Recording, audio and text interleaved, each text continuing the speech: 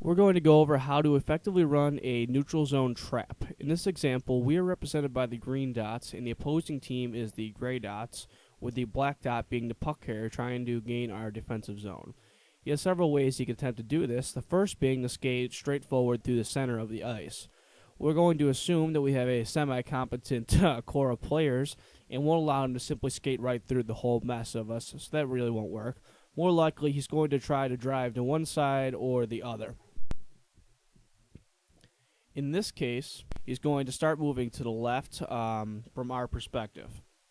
And this is very important. The key to running an effective neutral zone trap is the center positioning relative to their puck carrier. We see here our center is lined inside of their puck carrier, so that essentially what we're trying to do is limit him to one half of the ice.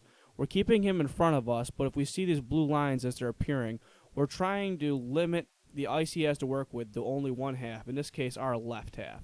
He's going to attempt to push their puck carrier towards the left boards as much as he can. He's not going to attempt to take the puck from him, he's not going to hit him.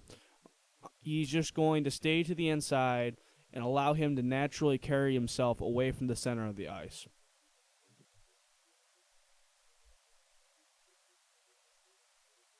Here we have a simple diagram showing that we're our center in proper position. He's going to limit any passes going to that right side for us of the ice, forcing their puck carrier to go further towards our left boards, as we see here.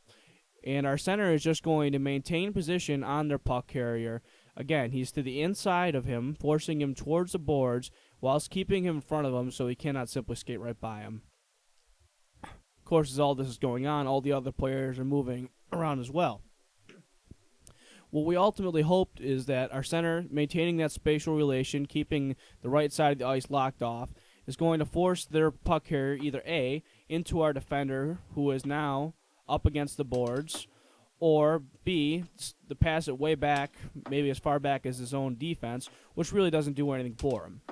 Most likely, they're going to end up having to dump the puck around, either around the back of the rink with a slap shot, hoping that their far side winger can pick up the puck, or they can do a flip dump to the other side.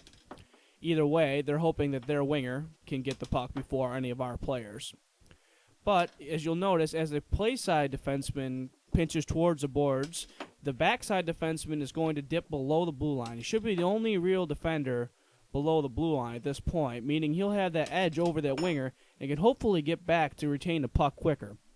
And we see our right winger is, in this case, sort of center. He should be able to help out and pinch up.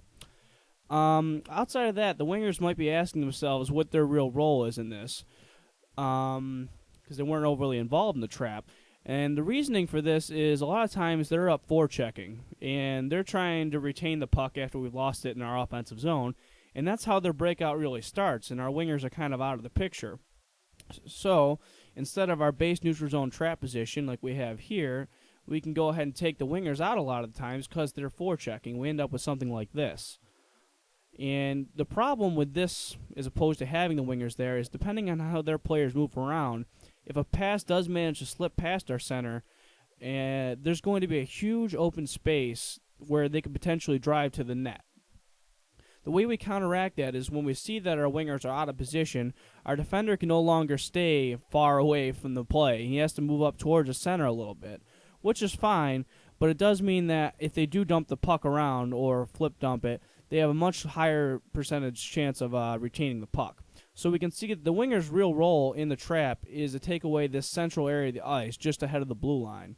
So by all means, we want our wingers to forecheck, but if you are available, take away that center of the ice. Here we have an example just on the opposite side, where our center is, again, to the inside of the puck carrier. He's actually a little farther up, because we see here, if the center passes it over to the winger, our center on our side is a little bit out of position. He's going to have to really hustle to get back into position in this example. But let's say he does. He hurries his ass over, and he gets into position where he's sealing off the left side of the ice here.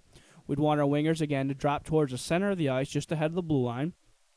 Our play side defender should slide over to the boards, essentially boxing out their puck carrier so he has nowhere to go with it, really.